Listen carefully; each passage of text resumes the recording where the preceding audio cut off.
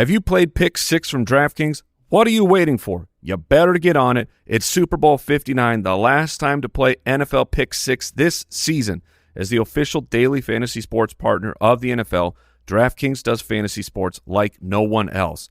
Play for better payouts on Pick 6. It's super easy to get started. Select 2 or more players. Choose if they'll have more or less of a stat, like touchdowns, yardage, sacks, and more. Pick 6 is available in most states, including Missouri, California, Texas, Georgia, and more. And DraftKings is making it even sweeter for first-timers. New Pick 6 customers play $5 to get $59 in Pick 6 credits. Win more cash on Pick 6. Download the DraftKings Pick 6 app and use code BALLERS. That's code BALLERS for new customers to play $5 and get $59 in Pick 6 credits only on DraftKings Pick 6. The crown is yours. Gambling problem? Call 1-800-GAMBLER. Help is available for problem gambling. Call 888-789-7777 or visit ccpg.org in Connecticut. Must be 18 plus. Age and eligibility restrictions vary by jurisdiction. Pick 6 not available everywhere, including New York and Ontario. Void where prohibited. 1 per new customer. Bonus awarded as non-withdrawable Pick 6 credits that expire in 14 days. Limited time offer. See terms at pick6.draftkings.com/promos. This episode is brought to you by Love Hurts. Kiwi Kwan has had quite a career, from childhood roles in Indiana Jones and the Temple of Doom and The Goonies to a recent Academy Award win for Everything Everywhere All at Once. But now Ki finally stars as a leading man in the film Love Hurts. Love Hurts is the perfect date night movie with its mix of over-the-top action, comedy, and a ton of heart. Love Hurts, only at theaters February 7th.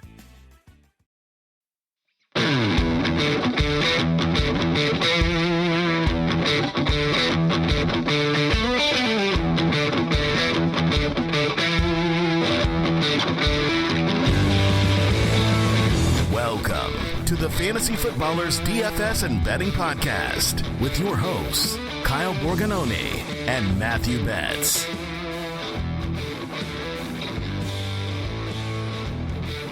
Welcome in, you beautiful people, here on Friday, January 31st.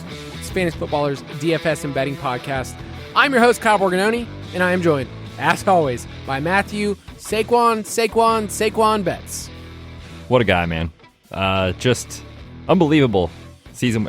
It really is one of those situations, I think, that in the moment you don't really appreciate it. Like, we're all like, oh, what a great season Saquon's had.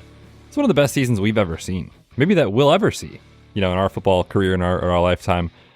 Same goes for Pat Mahomes, right? Like, we're all tired of it if you're not a Chiefs fan, but like the Chiefs and this version of Mahomes is just greatness. And we're getting to see those two on the main stage together in the Super Bowl. Should be a ton of fun. I think the best team in the AFC got there. I know some people don't agree. I think the best team in the NFC got there. So I'm excited about the matchup.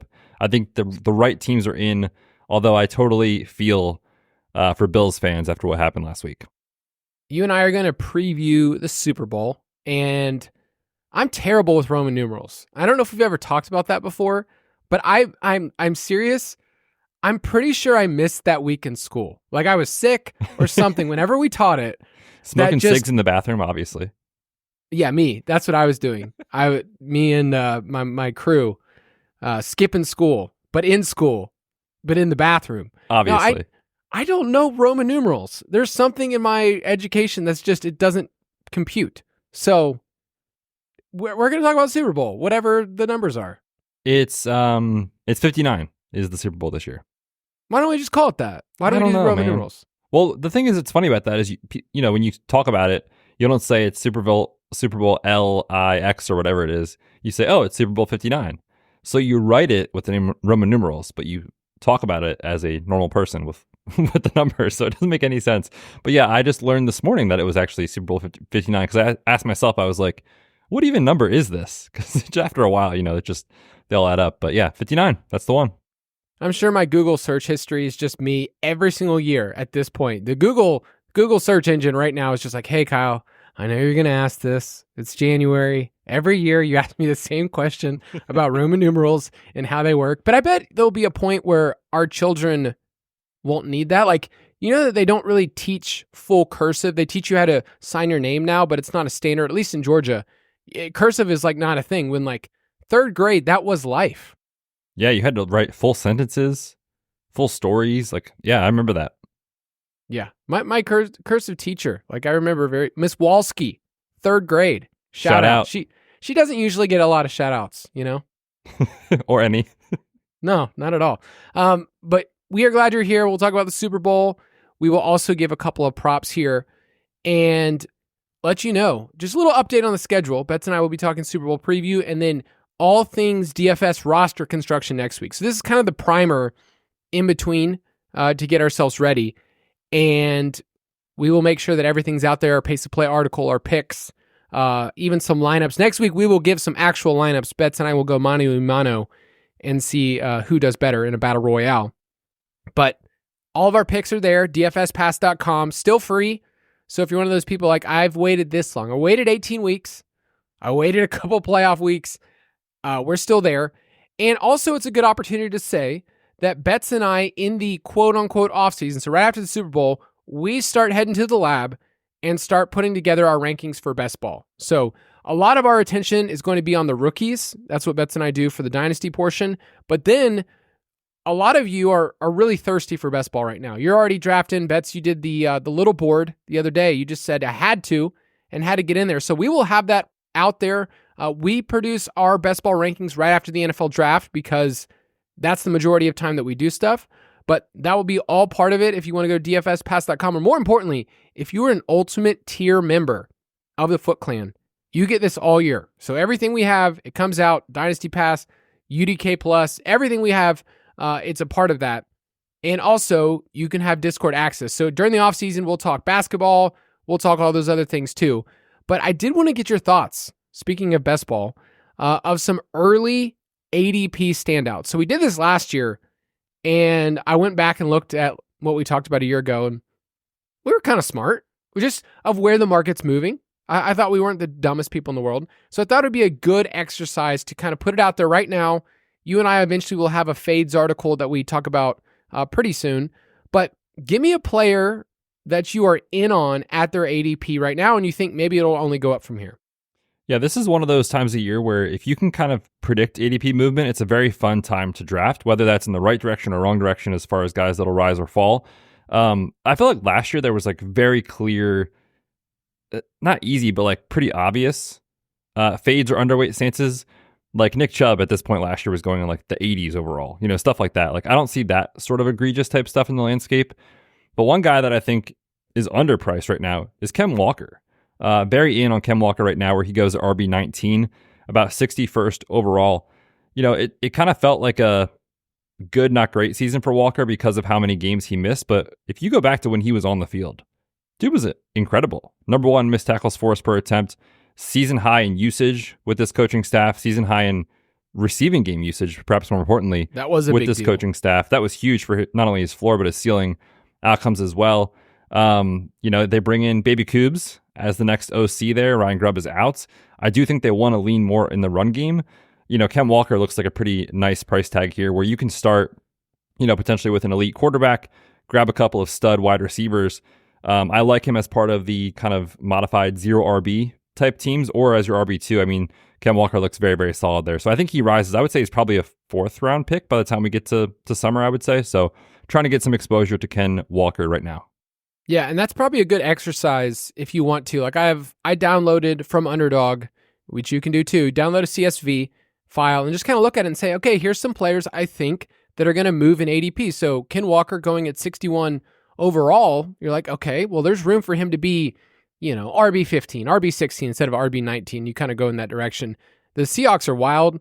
For a team that won 10 games, the general sentiment is just like, oh, Geno was bad. What a terrible team. Look at all the turnovers. Like they were right there in the playoff picture. But I do agree. I think they're going to run the ball more. So Ken Walker right there. You also have Justice Hill listed here as like, he is completely buried and we forget that he's going to be on this team this next year. Yeah, he signed a 2-year deal last year. So they rewarded him to kind of continue to be their change of pace type back with Derrick Henry. Like obviously the ceiling here is pretty capped, but just this past year, he did have 4 weeks as a top 24 running back. If you're getting 4 usable weeks from a running back that you're currently taking right now, basically for free in round 18, 19, or 20, Sign me up for that all day. So whether it's like part of the Lamar stacks or just as I only have 4 or 5 running backs, I need a 6th, tack on Justice Hill. I don't mind that at all. Like I said, not the best like home run swing, but if you're looking to hit a single in the 19th round, which it's hard to even get usage out of these guys sometimes. Right. You're going to take a lot of zeros. I feel like Justice Hill is not a guy that's going to give you a 0. We're trying to avoid players that completely airball at the very end. Like, we want live players that are going to be on the field. And if you go through Justice Hill, like, the dude gets way more snaps than you realize. And especially, like, if you think the game scripts change just a little bit with Baltimore, then he can get even more usage. Yeah, I want players that are live, and there's a lot of players that are probably going to go in the, 160s, 170s, 180s that, like, should not be there. And they kind of get boosted. So we'll talk more about rookies because I think a lot of rookies just kind of get thrown in and they're sexy names, and you'll see their ADPs rise because all of the media attention right now is on the upcoming class. And so some of those are I can't recommend at all. But here's a couple names I like. I want to get your take because I didn't mention these to you. Keon Coleman, to me, will have an every down role this next year. I know he got to rotate a lot with Matt Collins, Amari Cooper. Both of those guys are free agents this next year. So it really comes down to Keon Coleman, Curtis Samuel, and Khalil Shakir in the slot as starting guys. And Keon Coleman is going at about pick 100 right now, wide receiver 49.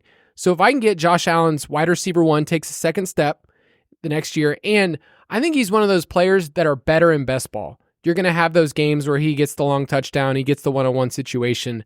I think that is egregious for his price. Like in terms of like, I could see him finishing as, wide receiver 30. And a wide receiver 49 right now, I feel like that's just free money for me. So I like Keon Coleman. I also have a couple of unsexy tight ends that are basically going at the very end of drafts. If you have a 2 tight end build or a 3 tight end build, Dalton Schultz is going at pick 180. And my boy Chig, who at the end of the year had a good year, is at pick 203. These guys are going to be on the field every single down. And I want them. And their ADPs are going to rise. Yeah, these late tight ends are always the guys that you can just take where you're just kind of paying for routes, like you'll never really be able to predict when the games happen. But once you get past the elites, around like tight end 7, 8, 9 in that range, like you're just looking for a handful of spike weeks in the right moments. And hopefully Chig gives you that. So yeah, I've tacked on actually both these guys in my couple of drafts that I've done just because their prices are so cheap. Obviously not like a home run pick, but like Kyle said with the Justice Hill discussion, sometimes you just need a single, in round 18 or 19, something like that. So yeah, I don't mind it. As far as Coleman, it's so tough because I feel like part of me is, I totally agree with you where it's like, year 2 leap potential with Josh Allen, sign me up for the upside of that potential happening. Also at the same time, I'm like, this dude was losing routes to Mac Hollins. Like that's something that happened this past year. Right. No disrespect to Mac, who is a very fun guy to root for. But I think we were all like kind of disappointed from the rookie year. 1.55 yards per route run. Not great, not terrible for a rookie.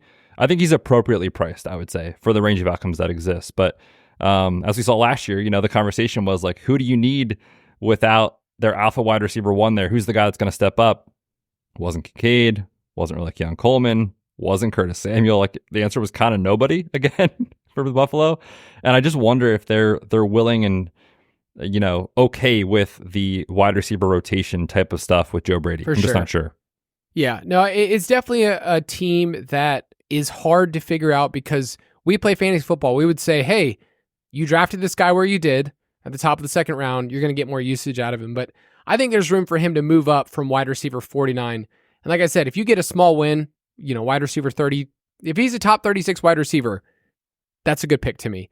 And I think there's room for even more. I did want to get your feel, and we'll talk about these guys on the Dynasty podcast, but Jalen Milroe and Jackson Dart are 2 quarterbacks right now that are being basically undrafted. Quarterback 33, quarterback 35.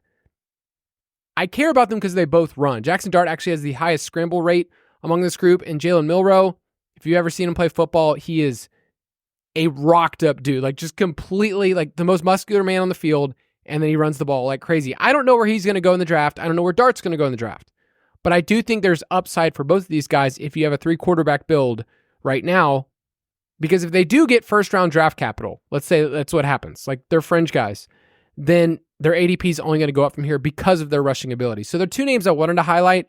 I get it why they're going undrafted because there's so many unknowns, but I do think there is room over the next couple of months where these guys can be good win rate players. Yeah, makes a lot of sense, especially when you are going to throw darts in this later range. Just to say, like at quarterback, if I can get a hit here, I would rather lean into the rushing upside than a project pocket passer that we don't even know, if he's going to be drafted kind of thing. Like these guys are getting drafted in the NFL draft. How many starts they're going to have, who knows, right? Like it might be 0. It could be a handful. Hard to say, but yeah, when you're looking for rushing upside, it's certainly there. I will say on both those guys, they are generating a decent amount of Senior Bowl buzz right now, a little bit. So I wouldn't be surprised if just naturally because of the Senior Bowl type stuff, their ADPs move. We saw that a ton last year with guys like, Ricky Pearsall ripped up the Senior Bowl and his ADP skyrocketed like 5 rounds, something ridiculous. So I don't think they're going to get that out of control, but I would say like if you want to throw some darts now, no pun intended on Jackson Dart, do it now before they move. Yeah. Between the Senior Bowl and then me talking about it on this podcast. Moving the lines. I mean, they might go up 1 spot in the next day. By the time, he's going to go from 230.9 overall to about 228. I mean, come on. Buttlicker, our prices have never been lower. This is the lowest price you're going to get on these guys, on Jackson Dart and Jalen Milroe. All right, give me a couple players that you are out on at their ADP. And that we're not saying like this can't work, but we're seeing like, hey, there's things that can change. And at the price right now, they have to do a bunch to pay off. Yeah, for me, one of those guys is Chase Brown. We talked a lot about Brown 2 weeks ago on the Dynasty podcast where we talked about trade for and trade away targets. So if you're in Dynasty leagues, check that out. But I was recommending for Chase Brown just to kind of pump the brakes a little bit on what we saw down the stretch where, don't get me wrong, for fantasy, he was incredible. And if you had him as a pick as part of like 0 RB builds last year or kind of hero RB builds, he was incredible for you. But he was a volume play through and through. I mean, playing as much as guys like Chuba and Saquon and just seeing so much opportunity. And not saying that's not possible to happen again. I just don't think that RB11 right now, going inside the top 30 picks, warrants that, where there's risk of either adding another back or maybe the offense just isn't as efficient and incredible as it was a year ago. I just think the ADP is a little rich for me, so I prefer a bunch of other guys in that range where Chase Brown goes, where, if he fell a round or two, like I'd probably want to get some exposure, but right now there's a lot of guys I prefer over him in that ADP point. And then the other one is more of an injury-based take. Brandon Ayuk currently going wide receiver 40. Doesn't sound like an egregious price tag, but it's still a top 75 overall pick. This is a guy who didn't have surgery until the week of November 15th, and it's not a straightforward ACL. This was an ACL plus MCL plus likely either cartilage injury and or meniscus. So I'm not expecting Ayuk to really be 100% until maybe November of this coming year. If not then, maybe December. And on top of that, you've got CMC back. You still have Debo. You still have Kittle, Pearsall, Jennings. Like there's other guys to take away usage from Ayuk once he does get on the field. So for me, he's not a guy I'm touching right now. I could see myself in the summer, if he gets down to, well over pick 100, then saying maybe it's worth the risk. But right now, I'll be sitting out on Brandon Ayuk. Yeah, and you're expecting the ADP to move down because you're going to get negative news eventually. Eventually, yeah. Yeah, I mean, you're going to... There's a pretty good chance I think he starts on PUP. Yeah. I'll give you a couple names that are kind of higher up that just... This is maybe a gut reaction, but seeing Devon Achane as a first-round pick at RB4 feels expensive. And I don't know how you feel, but basically his splits between Tua and non-Tua games are ridiculous. So you kind of have to factor that in. Going through the Miami team preview, I'm a bit worried that this team will eventually fall apart. They have tons of issues on the offensive line and the defensive line, and they don't really have any money to address it. Tyreek's another year. And there's just metrics across the board where Achane was not nearly as efficient when he started getting more volume. You remember his rookie year was just like through the roof, yards per touch. Like now we're kind of asking him to be a lot, to be a first round pick at RB4. And I do think it brings up a discussion of running backs and how the pendulum is going to swing this next year. Fantasy football, if you don't know, is super reactionary. What we just saw this past year, running backs dominating, right? All the older dudes. It affects ADP the following year. That's not necessarily always right. There's some times where, we just kind of go with what's going on. But you're going to see running back ADPs pushed up. And I think he's one of those players, along with, I also have James Cook. I think RB13 is totally fine. I think he can more than pay off that price tag. It's just a giant red flag when 40+% of his points came via touchdown and he was never that guy before. You're just asking for insane efficiency. And if you really look at it, James Cook barely got over 1,000 yards. It didn't feel that way because of 16 rushing touchdowns, but he was less involved as a pass catcher. I just worry that a top 30 overall pick where there's signs for regression also scares me. So both those running backs, I don't know, is that too expensive? I think the James Cook thing makes sense from a regression standpoint. Like what you're saying is he's not a bad player. We've loved James Cook for years. And the last 2 seasons where he was going, he was a really, really strong target based on his upside. Now you have this outlier touchdown season, and it's probably not going to go back to where it was 2 years ago, but it probably will come somewhere in the middle where it's he's probably not scoring 18 touchdowns this year, or 17. Maybe it's still around 9 to 11, and that's good, but probably not going to be a home run pick for you at this ADP is kind of what I'm hearing you say. So I agree with you on that. Probably a guy I still want exposure to, but definitely might try to wait and see if the price comes down. On Achane, man, the Dolphins, I'm kind of on Mike McDaniel gets fired alert here. Not this offseason, but in season, man, they just don't beat winning teams. You put this in Team Opportunity in the Dynasty Pass. It's what were they? 3-14 against teams with a winning record over the last 3 years. Come on. So, and this past year with the Tua injury showed no competence of game planning around it. They were just oh, well, he's hurt. We'll figure it out. And they never figured it out. And it's just so disappointing. So I definitely have bad vibes in general on the Dolphins because you still have the Tua injury risk, that goes along with that. Devon Achane, I still think is so explosive and can obviously break fantasy, but you're paying for it now, whereas years ago you weren't. And, you've already had Tyreek Hill over the last 3 weeks come out and say, I'm done. Oh, actually, wait, no, we're good. Just the vibes are not great on Miami. And maybe that changes this summer, but yeah, Mike McDaniel's a guy that we all crowned as look what he's doing. And I thought this past year was a very, very big disappointment. It's interesting that his price is where it is. I mean, 12th overall. After last year, you remember he was one of those players that you would take mid to late second round, and you saw the upside there. So it's just expensive, man. And I say this a lot with best ball. It's what does this guy have to do to pay off at his price tag? And eventually you start going down the list. You're man, everybody's got to do a lot. I just worry there's just so many factors there. Last little thing here, and maybe this is for you and I to have a little check before we go into the lab. But our boy Mark Andrews, I don't know if you saw, man. Tight end 7, 87th overall. We are so back in the best ball streets for Mark Andrews. I mean, we couldn't lose any more. We're going down with the ship. It's so funny. Once the big board and little board dropped, I hadn't been in the best ball streets for a couple of days, but I went into Discord. I was just seeing what people were talking about, seeing what exposures were, and I posted Mark Andrews ADP, and I said, well, here we go again. And it was funny to see a couple of our friends in there also saying yep, I'm going to have, 20%, 30%, whatever it is. So I'm glad I'm not alone in this take. But yeah, around 90th overall, sure.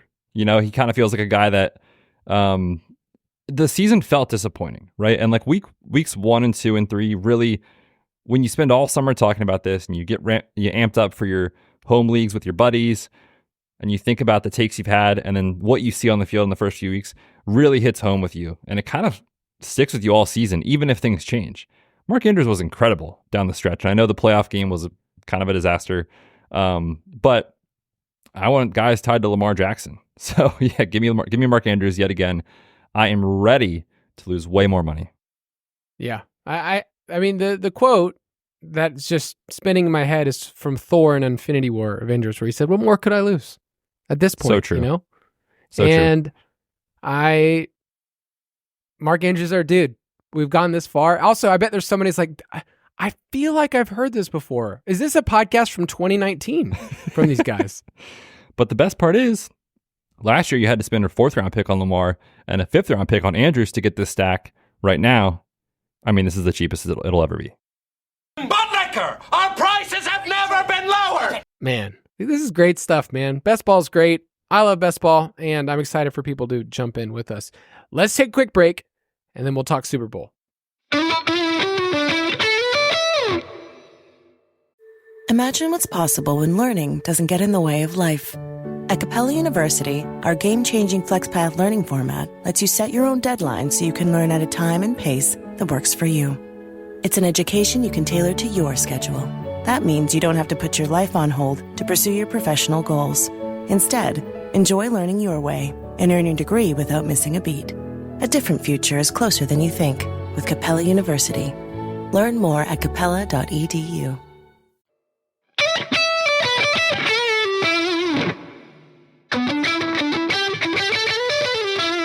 State of the main slate. Man, you and I just started chatting about best ball. Just a couple of dudes in January talking about what could happen 9 months from now, 10 months from now, whatever. And we just got to talking. We're here to talk Super Bowl and talk a little bit of preview. I will make sure that Betz is not biased when he gives his takes. I think he does a pretty good job. And at the end of the day, I want your team to win. I really want you guys to win. I really love Saquon. I started this show talking about Saquon. I think about Saquon a lot, man. I posted every single run he had over 40 yards this year, and it just made me happy. So happy. He's great. What's really fun about when your team is in the Super Bowl is when you're viewed as the good guys, which doesn't happen often for Philly sports. Usually nobody likes us. No, but not at all. Everybody's kind of, unless you're a Chiefs fan, you're kind of done with the Chiefs. And so I actually don't like it right now because America as a whole is like, let's take down the Chiefs, go Eagles. And I don't love that for our chances. Yeah. When they knocked off Brady and the Patriots, a handful of years ago, nobody expected them to win with Nick Foles. So it was like, oh, the underdog story is very fun. I don't know. I don't like having America's support, Kyle. I want them to be the underdogs, but we'll see, man. I think it should be a very, very close game. This country was founded on being an underdog in the 1700s. You know what I'm saying? Like, preach. That's the kind of scrappiness that we want. And yeah, so we're rooting for right now. The line, I'm looking on DraftKings Sportsbook. It is Chiefs -1.5. The totals kind of jump back and forth. I'm seeing 48.5. I've seen some 49s and 49.5. What is your early lean? Because I have one about the total. And next week we will talk about all the different ways this game could play out. So we'll go through actual game scripts, and here's how you could build out a lineup. But what is your early lean leading up to it?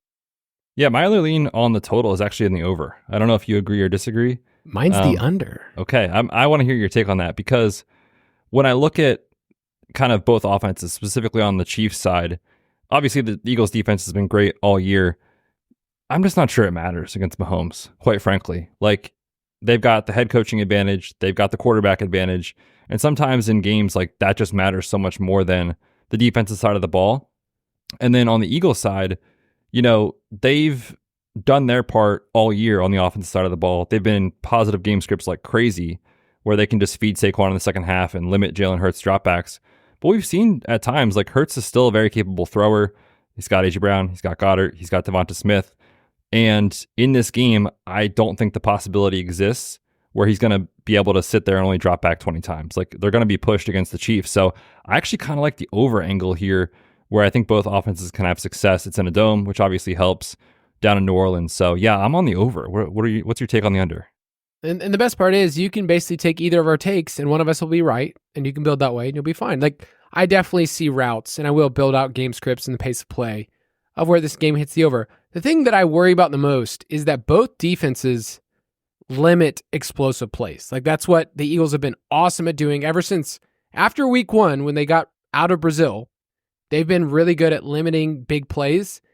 And the way that the Chiefs offense plays is not having big plays at all. They're 28th in explosive pass rate, 32nd explosive rush. So you're getting a lot of these plays that are closer to the line of scrimmage. I mean, Patrick Mahomes, 20+% of his attempts were behind the line of scrimmage.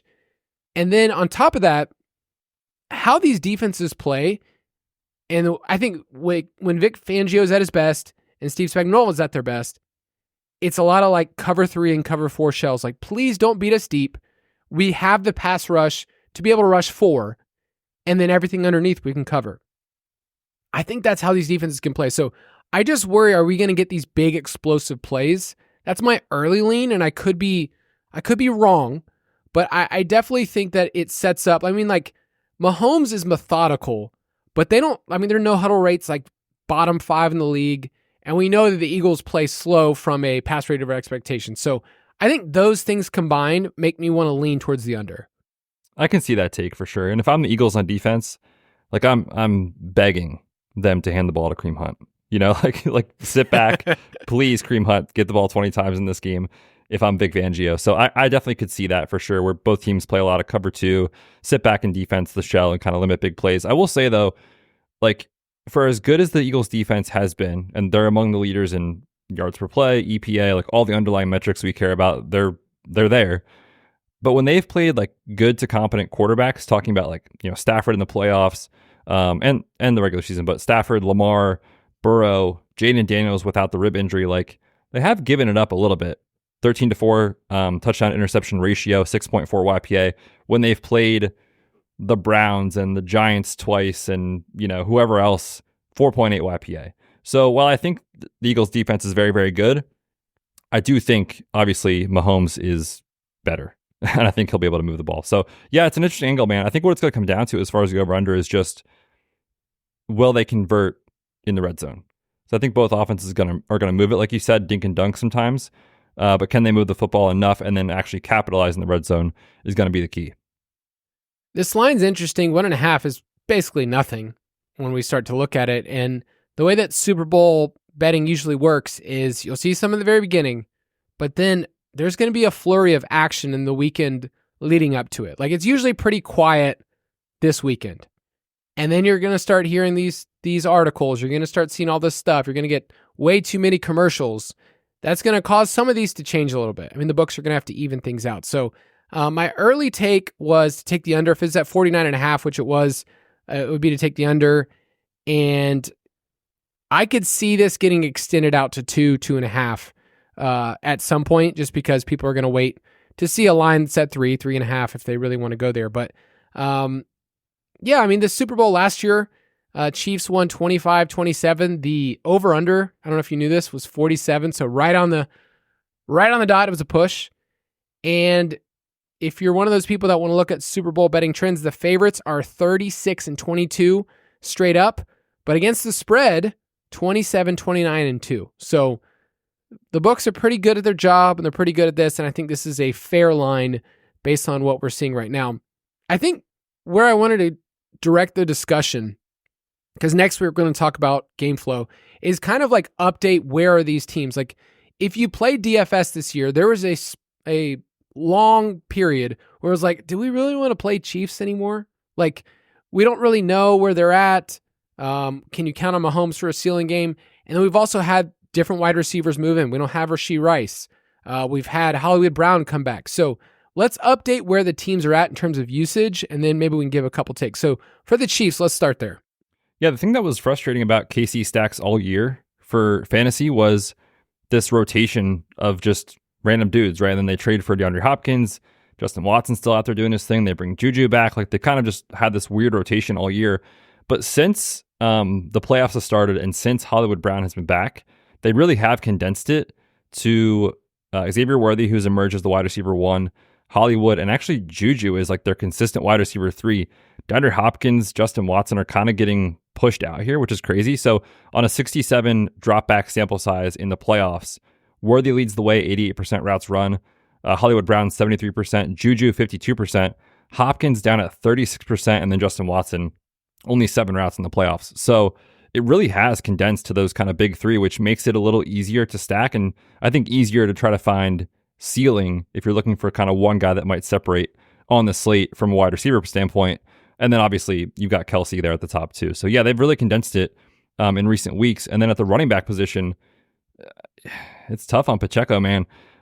There was a time when he came back where it was a very even split, but over the last 2-3 weeks, it really has been almost all Kareem Hunt. And I'm interested to see like how the field handles that. Like, do you take a zoomed out approach in DFS and say, well, on a bigger sample, Pacheco is probably going to touch the ball more than we think. But if you buy into what just happened these last couple of weeks where Hunt has outcarried Pacheco 25-11, then Pacheco is probably not going to project great. So that's one area I'm looking at over the next week to try to figure out what is right in terms of the usage. But every time you hear Andy Reid talk about Kareem Hunt, it's all positive. Yep. There's a $1,200 price difference, and we'll talk about the salaries in just a little bit. But, the field is going to play Hunt as a flex because it feels safe. Like you're putting your lineup together. You're like, okay, well, I think the Chiefs, the way that they play and it's slow and he's going to get the goal line opportunities, he's just going to project well. And Pacheco at $1,200 cheaper, it's not a huge gap. Like in terms of how we play this game, it's not so big that we can go, oh, well, you can get sneaky with Pacheco. You're not really saving that much money. I'm looking at the wide receivers, and you just mentioned the fact that Hopkins is down there at the bottom of that 4-pack is just sad. It's like so depressing. He ran 10 routes last week. It's crazy, man. Yeah, and it's like in the props market, I was like, oh, maybe we can like target an under here. Maybe they still have him at 2.5 or 3.5 because that's where it was for almost all the season. He's at 1.5 and the under is like -160. But like in DFS, obviously you're playing for tail end outcomes anyway. But yeah, the median projection here it's not great. I mean, Juju, I think, is going to be one of those players that a lot of people go after. If you look at the routes from last week and you mix in the price, he's just $2K. So Juju can let us down easily, especially if he's going to gain a lot of popularity. So that's my early take is like, I mean, how many targets are you going to get from this guy? 2? That's probably it. Maybe 3. Yeah, Juju feels like early in the process of getting ready for this DFS slate as a very good salary adjusted median projection play. But the floor is a literal 0 on Juju. He's earned a target on 12% of his routes this year. So, at 2,000, he doesn't have to do a lot to pay that off. But I think a lot of the field is going to say, okay, he doesn't have to do a lot to pay this off. I'll just jam him in and pay up at the top. So I think early in the process, my lean is I'd like to come in underweight on Juju. Classic move by the field, man. The field. The field. What are they thinking, Kyle? Dude, the field at this point, I mean, I've been playing against them for a long time. Idiots. Just pure idiots. They think they know. They think they know the condensed plays. Just a large mass of people saying, oh, this projects really well. I mean, what a bunch of squares. I can't wait for Juju to come out and randomly go like 4 for 50 and a touchdown. The problem about the Chiefs is that you go back through and we have a lot of Super Bowl tape to look at, right? It's like, okay, Sky Moore caught a touchdown. Kadarius Toney caught a touchdown. Justin Watson is involved. Like, that's what happens in Chiefs games. And it makes it super frustrating for DFS because you look at your lineups and you go, dang it, I didn't have, you're not going to play some of these other guys, but like Justin Watson is only $600.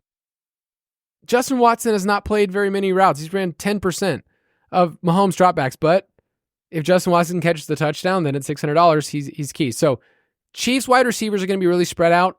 They're also, I just want to throw it out there, their special teamer, I'm going to mess this up, Nico Remigio is $200. He hasn't ran a route during the playoffs. And I can't recommend him, but he will show up in optimals because he's $200 and he plays and he gets kick returns. So, and I think for him, it's not even about not telling people to do it. It's not even about what he would even give you in terms of an actual fantasy score. It would just be that he allows you to play both quarterbacks plus Saquon, plus one of your favorite pass catchers. It's just the cheap guy that lets you do everything else. So, yeah, we'll wait and see what roster percentage looks like on those types of plays, but obviously it's insanely thin. So you're telling me if I wanted to, just because this is about roster construction, it's not really about what can he do. He has 2 receptions on the year. You're telling me that I can play the Ferk Daddy, Anthony Ferkser? Is he in the player pool? Oh, yeah, $200, baby. Is he going to get a ring? As an Eagles fan, I'd be fine. Like, just for the Ferk Daddy, if I have to take the L, at least he gets a ring. Longtime listeners, they know. They know that Anthony Ferkser was once a thing. Okay, let's go to the Eagles side. And we've seen Hurts. We saw him in the Super Bowl a couple years ago. Run for 3, throw for over 300 yards. Close to getting a win. Sorry, man.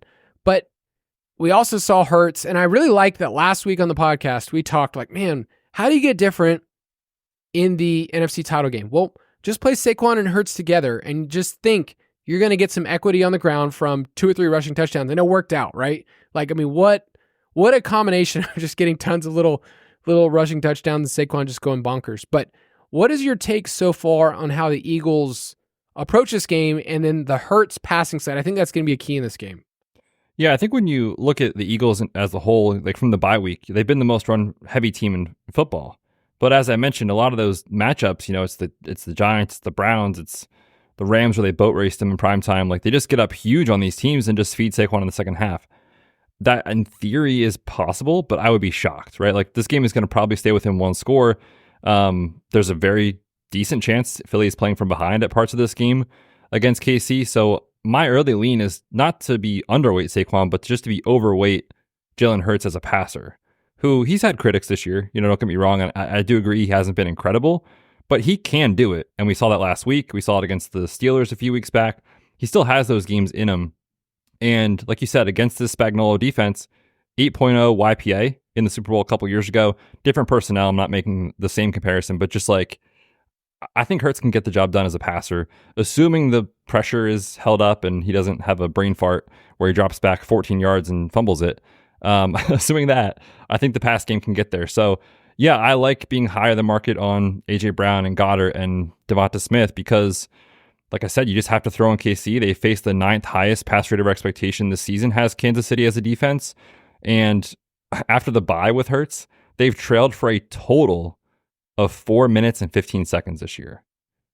I think they're going to probably play from behind a little bit here. So yeah, I definitely want to bump the Philly pass game in the lineups I play. Specifically, I'm giving the bump. I like AJ Brown always, but I'm giving the bump to Goddard and Devonta Smith. And I found this out last year. I was doing a little deep dive on the Eagles, but whenever they face these kind of cover 4, cover 6 shells, meaning you're saying I'm not going to get beat deep. You're facing these quarters coverage where just everybody pushes back. Like, Devonta Smith actually becomes the wide receiver 1. He actually jumps over AJ Brown. And in the slot, you get a bunch of those underneath things. Dallas Goedert kind of operates in the same area of the field. And so I think this is a good matchup for both of those two. I'll be playing AJ Brown and Hurts together, but I definitely think I'm going to be overweight the field on Goddard and Smith.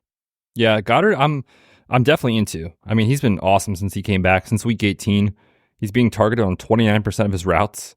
And in the full games that these guys have played together with A.J. Brown, Smith, and Goddard all on the field from start to finish, Goddard is actually ahead of Smith in target share. It's pretty close, 21.6 to 19.8.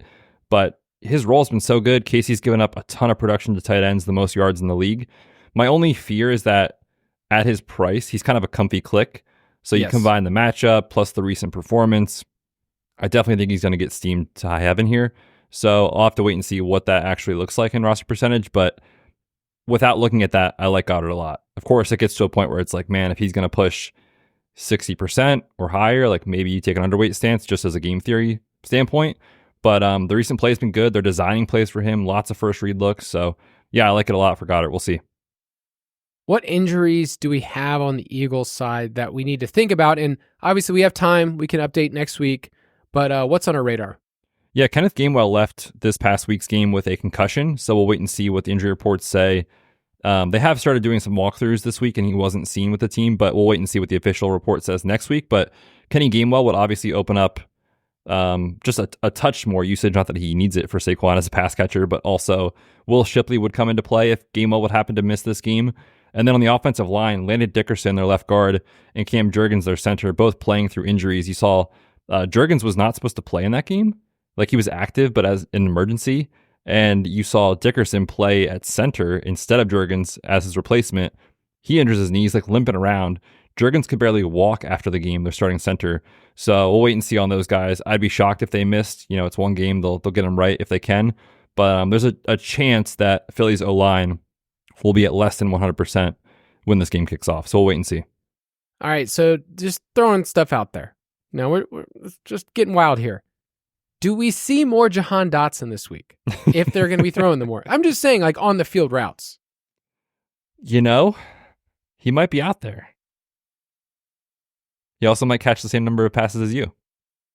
That's also true. But I'm just saying, what's his price? Dude, his price is $1,600. Man, cheap. Just Jahan Dotson's, he's just literally not earning a target ever. It's like, Dude, so bad. Dude, but I'm with you in that if you think the pass rate is going to elevate, there's a chance he stumbles into a touchdown or stumbles into 2 catches where, like, I mean, I think it's a pretty low probability, but I think there's a chance he scores more points than Juju. So yeah, he'll be in my player pool, and specifically if I'm correlating my lineup in that they have to throw more. There's no better time, and we all know it's the slow knife that cuts the deepest. And I think that he's been biding his time, just waiting. He got so much revenge last week against Washington, who just abandoned him. I'm just saying that it could not work out, but it could too at 1,600. Anyway. Can I read you a quick note on Dotson? Yeah, sure. So in the 5 games that Goddard and A.J. Brown and Devonta Smith have all played together, I would like you to guess his targets per out run and his yards per out run. I would guess that his targets per out run is 8% and his yards per out run is 0.75. You nailed the targets. 8%. Which is just insane. so incredibly fit. So much cardio. His yards, 0.49. Oh no. Games. So my man is literally out there running around doing nothing. But you only need 1 catch, and maybe it's in the end zone. We saw that in the Packers game, right? So it's possible. Okay. That gives me not a lot of hope. Nope. But in game scripts where they're throwing the ball more at his price point, I think it's fine. And if you want to get leverage on Juju at the same price point, that makes sense too. All right, let's quickly talk Super Bowl MVP, and then we'll get to some salary standouts and some props. But the way that the MVP works, if you don't know, 20% of the vote is the fans voting in the fourth quarter, and 80% of the vote is from 16 media members, which means it goes to Patrick Mahomes. And that's how it always works, and that's how it always will work. But it's a quarterback award, and every time the Chiefs have won the Super Bowl in Mahomes' era, he's won it, even though Damian Williams probably should have won it that one year, which is really, really fun to think about. It was Damian Williams, right? Mm-hmm. Okay. This is like been through so many iterations of this team. Based on the market right now, is it one of those things where you just bet a square bet right now on Mahomes at plus 120, or Saquon's at plus 260, Hurts is at plus 350? I mean, I have a hard time going anywhere else other than those 3. Even the long shots, I don't care. Yeah, it's tough. In every Chiefs Super Bowl win, Mahomes has won this award. So if you like KC Moneyline, just bet Mahomes MVP. You're going to get way better odds. On DK, you get plus 120. Make sure you shop around, by the way. These lines are sometimes off on different books, but plus 120 versus a minus 130 money line. If you think the Chiefs win this game, I would just take Mahomes MVP. It's hard to argue against it, right? Like, the media loves him. The fans love him. If they score 3 touchdowns, he's likely throwing at least 1, probably 2. Maybe he runs 1 in. So yeah, it's hard to argue otherwise. I've been wasting money on like Travis Kelce MVP tickets over the last few years when they've been in, because it's like, hey, he could pop up for 10 catches for 100 and a touchdown, but you know, it just goes to Mahomes. So I don't have a ton of interest outside of Mahomes for the Kansas City market here. On the Philly side, it's interesting because obviously you could see a game script where, you know, Barkley runs for 150 yards and 2 touchdowns because, well, that's what he does. But I think Jalen Hurts is a pretty good price here, where on MGM, he's plus 375, the best line I could find. If you think the Eagles can win this game and you think they're pushed, as we talked about, you know, you can have game scripts and have outcomes where Jalen Hurts gets maybe 1 tush push or maybe even 2, throws for a touchdown or 2, the game hits the over. Like, I could definitely see that. So I think price adjusted based on the odds of the game, I think Jalen Hurts is my favorite bet at plus 375. But like I said, if you're betting on a KC player, just take Mahomes at plus 120. Yeah, you're going to pick Hurts at that price as opposed to the money line plus 110. It's just simple. You're just going to say they win, and that's the direction you want to go. Yeah, I'm going down the list. I'm like, okay, Kareem Hunt plus 6,000. Okay, let's say he gets the end zone twice. I still feel like you're just asking a lot. Kareem Hunt, NFL Super Bowl MVP. Defensive guys, it's a crapshoot. You're just the game never has to. It's happened before, but the game has to hit the under. they have to have like a strip sack in a key moment of the game and return it for a touchdown or a pick six. Right. Super unlikely. So yeah, I'm not going to be wasting my hard-earned dollars on those. All right, let's take a quick break, and we'll be right back.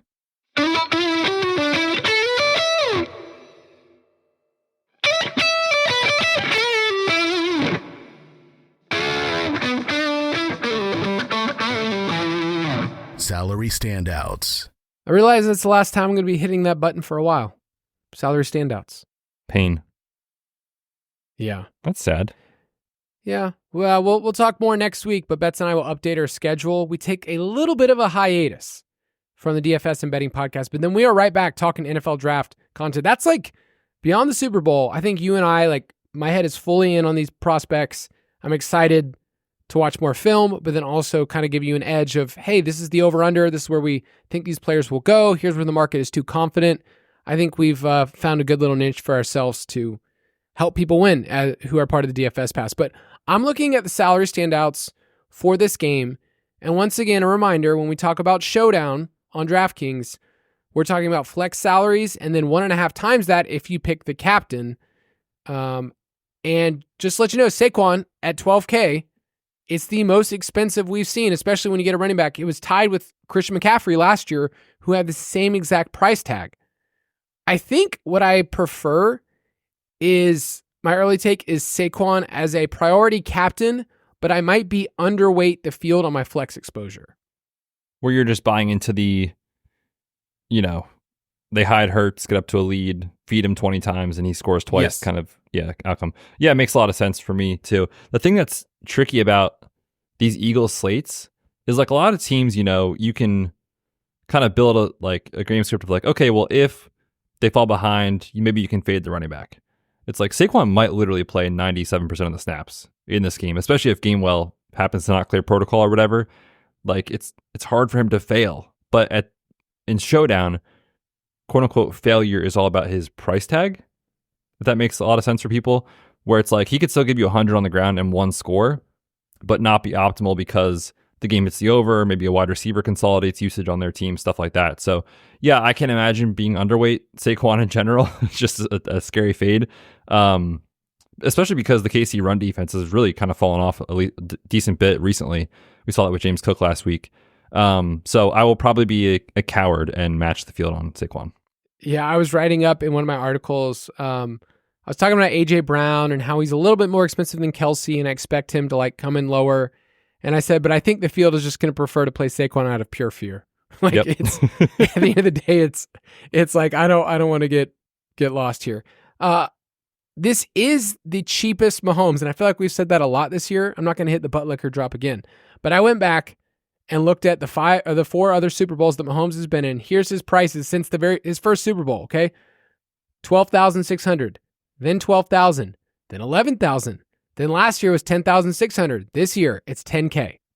So this is the cheapest Mahomes that we've gotten in a Super Bowl, and 3 out of the last 4 games, he's been hitting where we want him to in terms of DFS and actually 3 or 4xing on his salary. He's also running a lot more in the playoffs. So he has 18 rush attempts in 2 games. So all of that to say, I think Mahomes is too cheap, and you're probably sick of hearing that. But for the game we play at 10K, he's going to be, I think he's going to be the most popular captain. Potentially. And I think probably the most rostered flex piece as well. Yes. But for good reason, where it's the pass rate should be there. His guys are playing well, Worthy stepping up. Hollywood had a nice little bounce back last week. Obviously, you got Kelsey. So, yeah, I think it's good. I think it's right. I would be shocked if one of Hurts or Mahomes is not on the optimal. And just given the outcome of if the Chiefs are getting there, it's almost certainly because Mahomes has some part in it. There are outcomes that exist where the Eagles get there because it's Saquon. And we've seen that a lot this year. So if the field is going to pick one, I think the field is going to gravitate towards Mahomes over Hurts. Not saying that's right or wrong, but just kind of from a roster percentage standpoint, that's what I could see happening. But yeah, he's too cheap. If you're playing cash games on this slate, which Kyle and I don't really do, but if you are, I would say Mahomes is probably a lock. Yeah, and so with Mahomes being such a popular play, it's obviously going to elevate a lot of his pass catchers. Kelsey at $9K is, I think, cheaper than he should be. just because of playoff Kelsey and what he's done in Super Bowls. Xavier Worthy's at 8K, and I think it's a fair price tag. It's really a decision point with him. And we've seen since week 15, he's been the dude, 28% targets per route run, super involved in all areas of the game.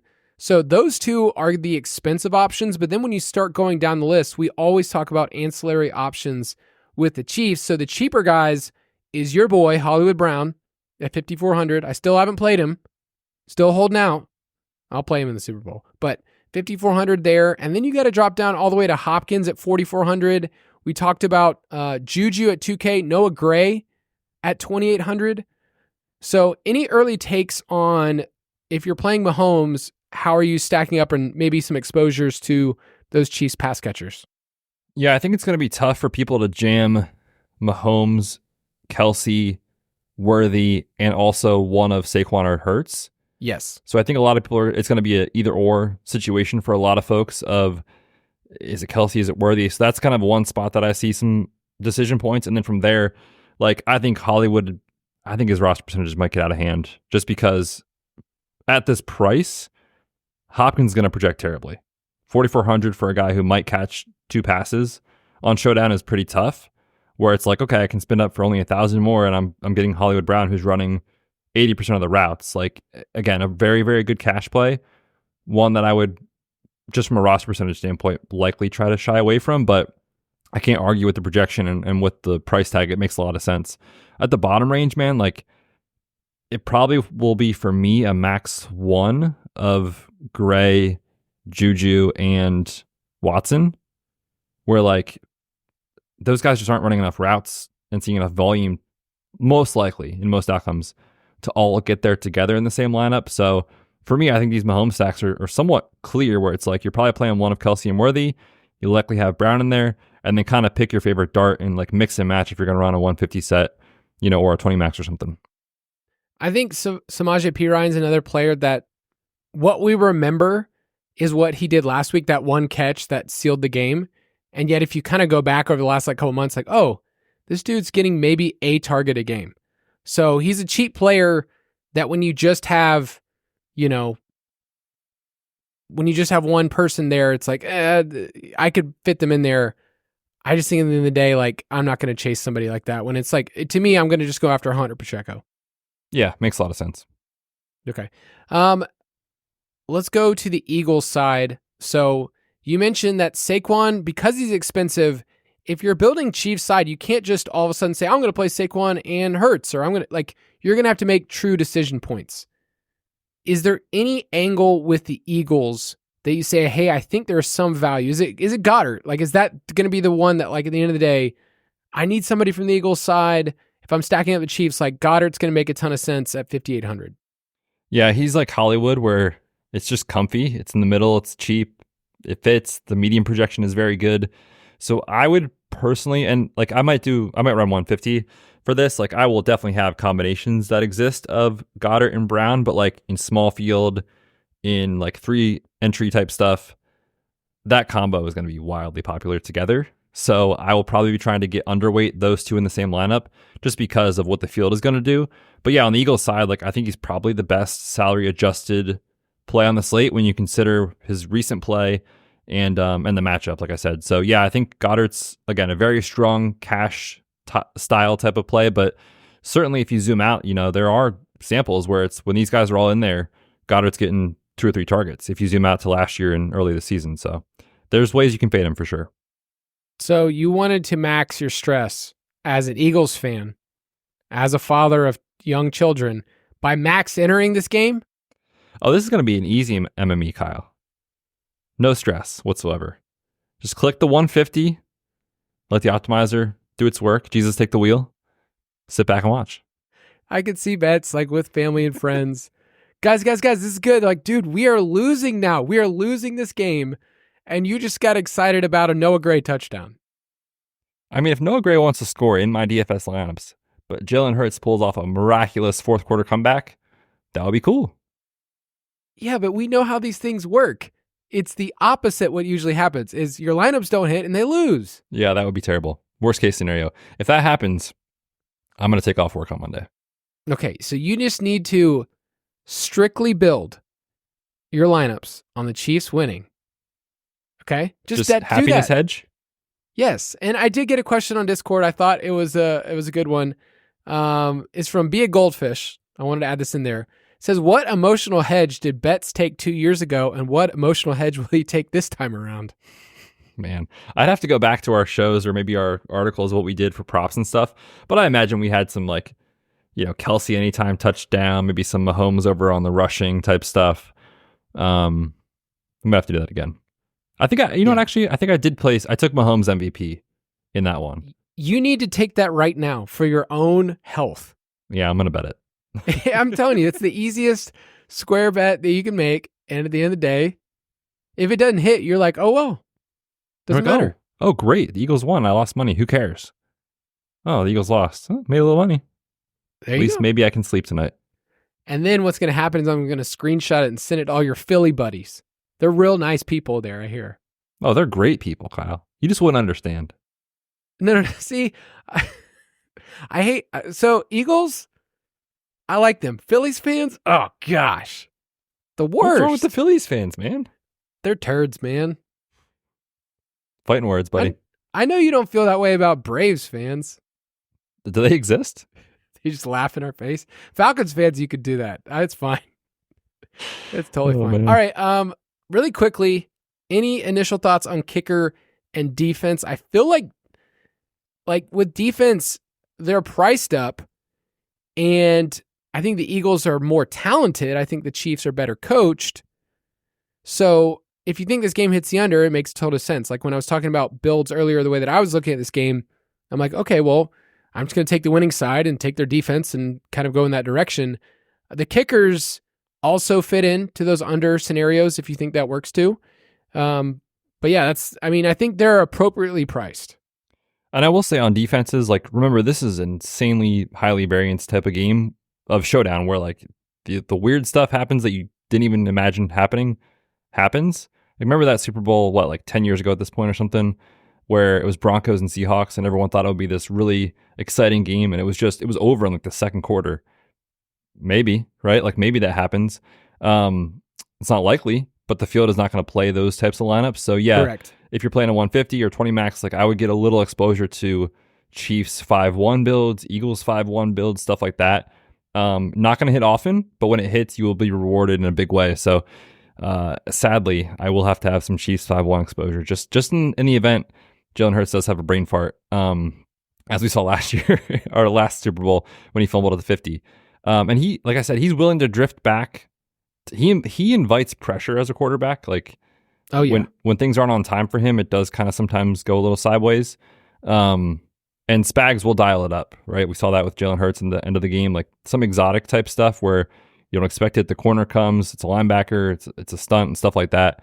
So I could see an outcome that exists where Hurts does struggle, but like I said, these defenses, they're going to be underplayed relative to the frequency at which they're optimal. Yeah. The Eagles offense, so this is mostly a Jalen Hurts stat, is 27th in pressure rate allowed. That is not an offensive line statistic to me. That is a Hurts and how he plays. How awesome would it be, though, to build a 5-1 Eagles lineup? And we're just dominating. And you guys roll. I would love that could happen. I would be shocked. Yeah. And then they have to put in Carson Wentz. Oh my brother-in-law, he's a Giants fan, so this year's been fun to troll him with Saquon. But he sent me a picture the other day. He's like, this is the only way the Eagles are going to lose the Super Bowl. And it was just a picture of Carson Wentz in a Chiefs jersey. I was like, oh man, I would rather get boat raced by Mahomes than lose on a field goal at the end if Wentz has to come in for a drive or something.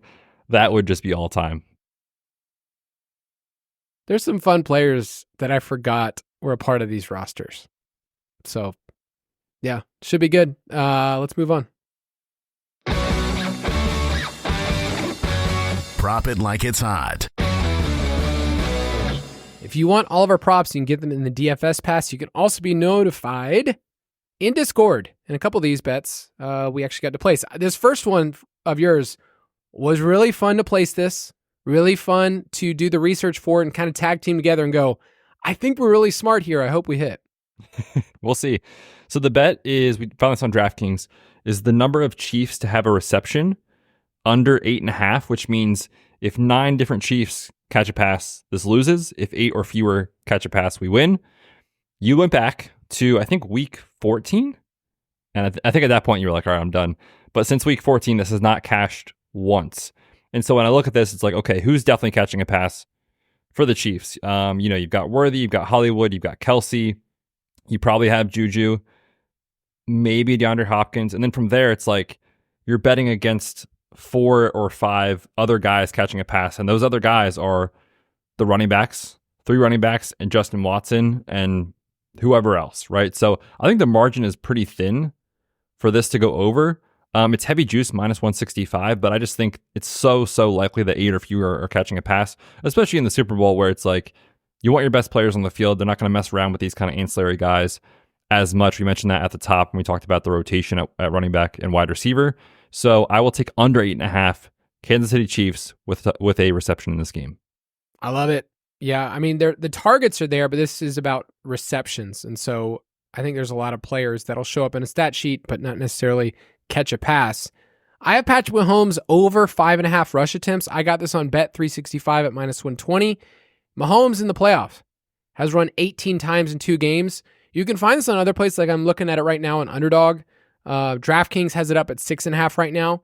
But I expect Mahomes in the Super Bowl to run a lot more. And I mentioned this, I think 2 weeks ago when we were highlighting the game, but on third down, he has a pretty high scramble rate. It's above 10%. It was the same as Jaden Daniels on the season. So Mahomes over 5.5 rush attempts. Yeah, I went back. It was interesting to see where he's at in his career. The average is 5.4. So books are kind of putting it like right at that average. But like you said, recently he's been running a ton. I'd be interested to know, I don't know if you have this in your notes, Kyle. Do you know what his actual like rushing stat lines have been in the Super Bowl that he's played? I can look them up right now and sound really smart. Hold on. Okay. You look that up. I'll give out my next one here. I'm going to take Jalen Hurts over. On ESPN, it's kind of juiced to minus 135, over 199.5, so 200 plus passing yards. It's also 210 on a lot of books, 210.5 on FanDuel, a couple other spots. But just, I think the market is underrating the pass volume that's going to be there for Philly in this game, just because the Chiefs force you to throw. When Jalen Hurts has attempted at least 22 passes, which has been 10 times this year, he's cleared this mark in 7 of 10 games. And you look at who's on the field with him. A.J. Brown's playing at a high level. Devonta Smith's kind of been quiet, but like he can obviously pop up. And Goddard's playing very well. So I will take over 199.5 on Jalen Hurts passing yards. Yep, and I'm looking at Mahomes' rushing in the Super Bowl. 9 for 29 and a touchdown, 5 for 33, 6 for 44, and 9 for 66 last year. There you go. Yep. All right, and then I will also take Dallas Goedert. We talked about him earlier. His reception over 4.5. You can get this at plus 105 right now on Underdog. And we talked earlier about Goddard and the way that this sets up for him. The Chiefs are 27th in schedule adjusted fantasy points allowed to tight ends. They've given up the most receiving yards and tied for the second most receptions to tight ends. A lot of times I kind of throw out defenses and say like, how they adjust for tight ends isn't a big deal. But the way that the Chiefs actually set up their defense with Steve Spagnuolo is they allow a ton of underneath stuff. So I think Dallas Goedert's in a good situation. And if you can get this at plus odds, then I am down with it at over 4.5. If you want to play with us, go to ballersdfs.com. It will direct you to our DraftKings League, Fantasy Footballers DFS, Borg and Betz. You can join our contest for the Super Bowl. And we're excited for you if you want to win some of our money like you've been doing all year long. You jerks. But Betz, sign us off.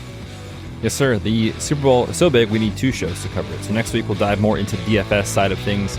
Maybe some more props, but if you want some more of our stuff, head over to dfspass.com. Hop in Discord. We'll be talking Super Bowl all week.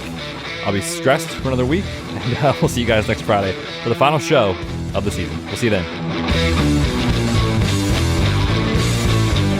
Thank you for listening to another edition of the Fantasy Footballers DFS and Betting Podcast. Don't forget to visit us on the web at thefantasyfootballers.com.